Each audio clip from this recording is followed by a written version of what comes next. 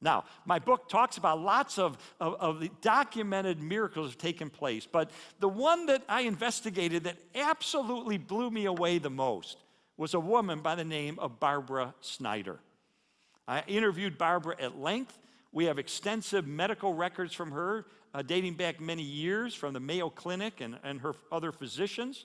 We have multiple credible eyewitnesses with no motive to deceive. We have 2 of her doctors who were so blown away by what happened to her, they wrote about it in books because they said, I got to write about this. This is unbelievable. So let me tell you what happened to Barbara. Barbara was diagnosed with multiple sclerosis at the Mayo Clinic.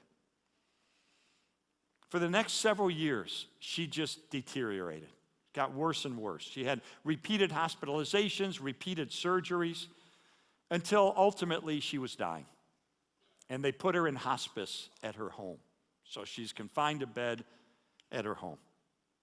One of her physicians, Dr. Harold P. Adolph, a board-certified surgeon who had performed 25,000 operations in his career, he called Barbara, quote, one of the most hopelessly ill patients I ever saw.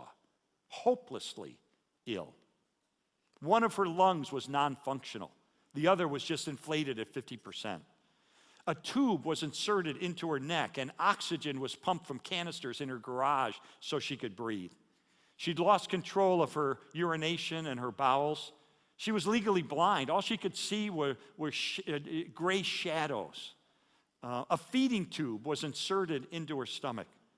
She hadn't walked in like 7 years, and so her legs had atrophied. Her muscles had shrunken, and her legs atrophied. And she was curled up like a pretzel in her bed from her illness. Her hands were flexed so that her fingers were touching her wrists, and her feet were permanently flexed and extended. Her parents met with doctors, and they agreed there's nothing more medically that could be done. And they said the next time she contracts pneumonia, which because of her lung situation, she would contract it on a regular basis, they would not try to revive her because it would just prolong her inevitable death. Well, then one day, a friend, called WMBI, which is the radio station in Chicago that's run by the Moody Bible Institute, a Christian radio station. And they said, would you announce and just ask people to pray for Barbara? Barbara's on her deathbed. She's really suffering. Would you please have people pray? And we know that a minimum of 450 Christians began to pray for Barbara. How do we know? Because they sent letters telling Barbara, we're praying for you. So what happened? I'm going to let Barbara describe to you what happened next, to tell you herself what happened on Pentecost Sunday with her friends who came to her to read her some of these encouraging letters that the people who were praying for her had written to her. So let's watch Barbara. June 7th, 1981, I'll never forget it. It was a day like any other day for me. That was one spent confined to bed, unable to breathe on my own, hooked up to machines, a tracheostomy tube in my neck, my arms curled up, my legs curled up. I lay there trapped inside my own body is really how it felt. I had 2 friends over. They came over all the time. They were from my church. My church family never forgot me. So while they were there, I still remember exactly what they were reading when all of a sudden I heard a booming, authoritative, loud voice over my shoulder over here say, my child, get up and walk. And there was nobody else in the room? And there was no one else in the room, and the door was over here. There were windows over this way. And instantly, I knew it was God. But instantly, I also knew that my friends didn't hear that, which is kind of interesting, too. Yeah. And I needed to share with them what I heard. Well, I had this tracheostomy tube in my neck. That's how I breathed. And I had hands that did not work. So my friends said whenever I looked agitated, they knew I wanted to talk.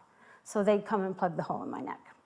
And I said, I don't know what you're going to think about this, but God just told me to get up and walk.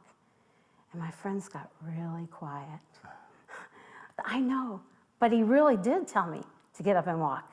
Run, get my family. I want them to be here. And my friends all of a sudden jumped up, and while they jumped, So did I. I was so excited I couldn't wait for anyone. And I literally jumped out of the bed. This is where you'd almost have to have known me to see how totally impossible that was. So this time, I remember reaching up and pulling my oxygen off my neck. I remember that. And then I jumped toward the voice. My friends are over here, but I jumped towards the voice. And as I jumped up, the first thing I remember isn't what I would think I would remember, but I jumped out of the bed and I looked and I saw my feet. They were flat on the ground, just like everyone else's, which sounds normal, but not for me. I had foot drops so badly I couldn't even wear slippers on my feet. They were so curled. So when I jumped up to have feet flat, I was amazed and stood staring at my feet. And when I did that, I jumped like this, and then I saw my hands. And they were open, and they never opened. And so now they were open, and I stood staring at them, and then it dawned on me I could see me. That's what I would have thought I would have noticed first, was my vision. But I didn't. It was back, you could see. It was back, I was perfectly fine. And I stood staring again for a little while, just feeling what it felt like to look at and see me. And then I turned, and that's when we were like women. We all started jumping up and down, screaming and thanking the Lord. I remember I didn't understand anything, except where once I was real sick, I was well again. And it has to be God. That's all I knew.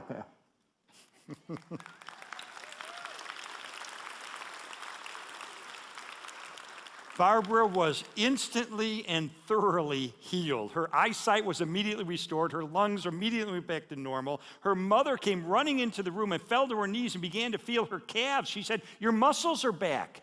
Her muscle tone had returned instantly to her legs so she could walk after 7 years. Her father came in and hugged her and then began waltzing with her around the room. Well, this was a Sunday that this happened, and there was a church service that night at her church, which was Wheaton Wesleyan Church in suburban Chicago. They were holding a service, and so at the point in the service, a pastor gets up and says, "Now, does anybody have any announcements they want to mention?" And with that, Barbara began to stroll down the aisle in front of everybody who had only known her for all these years as being curled up in a wheelchair or sick in bed. She comes strolling down the aisle, and the place erupts, and people begin singing, "Amazing Grace, I once was blind, and now I see." The next morning, she went to one of her doctors, Dr. Thomas Marshall, an internist for 30 years. And when he saw her walking toward him down the corridor, he said later, "My first reaction was, oh, she died and this is a ghost." That's the only way he could account for it. His response was this, quote, "This is medically impossible." Friends, God instantly and completely and astoundingly healed Barbara in one miraculous moment. There's no natural explanation for this. This was not some sort of spontaneous remission, which happens over a period of time, and the illness often comes back. This was instantaneous, her eyesight returning, her lungs reinflating, her entire body immediately healed. And how would you explain that voice telling her to get up and walk? This would be like a voice telling you, "Get up and fly." And you'd say, "Well, I can't do that." That's how wild it was for her. Say, "Get up and walk," after all these years. And yet she heard that. How do you explain that? Well, the illness has never come back today. This happened more than 30 years ago. Today, Barbara is married to a pastor, and they have a little church in Fredericksburg, Virginia. And one of her doctors wrote this, quote, "I have never witnessed anything like this before or since, and considered it a rare privilege to observe the hand of God performing a true miracle."